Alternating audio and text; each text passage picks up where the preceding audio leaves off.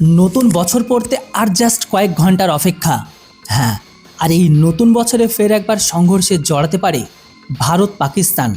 ঠিক এমন টাইপের এবার হুঁশিয়ারি দিয়ে দিল মার্কিন বিশেষজ্ঞ।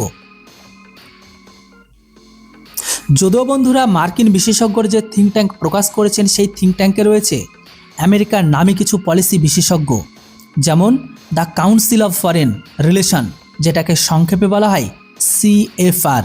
আর সেটারই দাবি এমনটাই। আমাদের ঘরের পাশেই রয়েছে দুই শয়তানি প্রতিবেশী। স্বাধীনতার পর থেকে ভারতের সঙ্গে একের পর এক সংঘর্ষে জড়িয়েছে ভিখারি পাকিস্তান। কখনো কখনো তার যুদ্ধ পর্যন্ত গড়িয়ে গেছে, যেখানে পর্যদস্ত হয়েছে পাকিস্তান, নাকানি চুবানি খেয়েছে পাকিস্তান। তারপরেও এদের লজ্জা ঘৃণা হয়নি।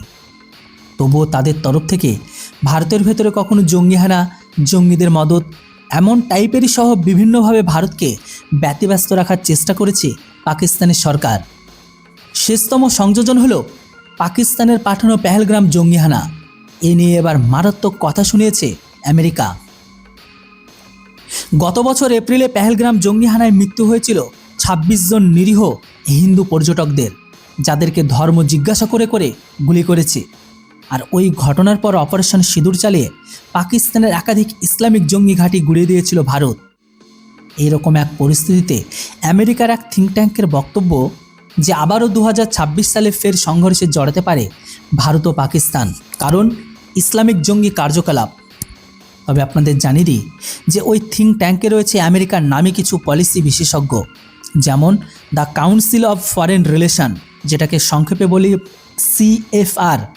সেটারই দাবি অনুসারে যে ভারত আর পাকিস্তানের দুই দেশের মধ্যে সংঘর্ষ মাঝারি আকার নিতে পারে, তার প্রভাব আমেরিকার উপরও পড়বে।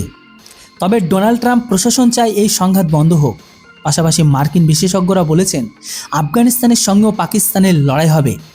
এইদিকে আবার মার্কিন প্রেসিডেন্ট ডোনাল্ড ট্রাম্প বারবার দাবি করেছে যে ওয়াশিংটন এই সামরিক উত্তেজনা প্রমোশনে সাহায্য করেছিল। তবে ভারত কিন্তু বরাবরই কোনো তৃতীয় পক্ষের মধ্যস্থতার দাবি প্রত্যাখ্যান করে আসছে। ভারতের মতে 4 দিনের ওই সংঘাত সরাসরি দুই দেশের সামরিক আলোচনার মাধ্যমে মিটেছে। ভারতের অবস্থান হলো, ভারতের পাল্টা আঘাতে ব্যাপক ক্ষয়ক্ষতি হওয়ার পর পাকিস্তানের director general of military operations, যেটাকে সংক্ষেপে বলা হয় DGMO, ভারতের DGMকে কল করেন। এরপর উভয় পক্ষই অর্থাৎ 10ই মে থেকে স্থল, আকাশ, নৌপথে সব ধরনের গোলাগুলি ও সামরিক তৎপরতা বন্ধ রাখতে সম্মত হয়। তবে আপনাদের এটাও বলে দিই যে আফগানিস্তানের সঙ্গেও পাকিস্তানের ভালো সম্পর্ক নেই। এবছরের শুরুতে পাকিস্তান আফগানিস্তানের মধ্যে সীমান্ত সংঘাত শুরু হয়। ঘটনার সূত্রপাত হয়েছিল যখন পাকিস্তান তেহরিক তালিবান পাকিস্তান, যেটিকে সংক্ষেপে আপনারা TTP নামে চেনে, তারই নেতা নূর আলী মেহসুদকে খতম করার লক্ষ্যে কাবুলে বিমান হামলা চালায় পাক বিমান বাহিনী। আফগানিস্তান সেই হামলার তীব্র প্রতিক্রিয়া দেখায়, যার ফলে সংঘাত আরও বেড়ে যায়।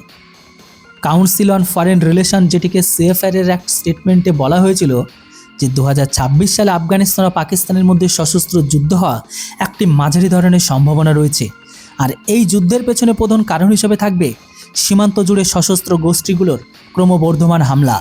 হ্যাঁ, তবে আপনাদের এটাও বলে দিই যে বর্তমান সময়ে ভারতের দুটো প্রতিবেশী শত্রু দেশ পাকিস্তান আর ভিখারি পাকিস্তান, মানে যেটাকে আপনারা পূর্ব পাকিস্তান বা বাংলাদেশ নামে চেনেন, দুই দেশের সাথে যে কোনো মুহূর্তে ছোটোখাটো কনফ্লিক্ট হলেও হতে পারে। আর পাকিস্তান আর ভারতের মাঝে যে কনফ্লিক্ট, সেটা কিন্তু অলওয়েজ চলমান, কখনো সুপ্ত কখনো চলমান, কখনো সুপ্ত কখনো চলমান, এটাই হয়ে আসছে। তবে এই মুহূর্তে দেখার বিষয় এটাই যে ভারত পূর্ব পাকিস্তানকে কিভাবে নিউট্রালাইজ করে, কেননা এই মুহূর্তে পাকিস্তানের থেকে বেশি পূর্ব পাকিস্তানকে নিউট্রালাইজ করা। এর উপর আপনাদের উল্লেখযোগ্য মতামত কমেন্ট বক্সে লিখে জানান। Thanks for watching. Jai Hind, Vande Mataram.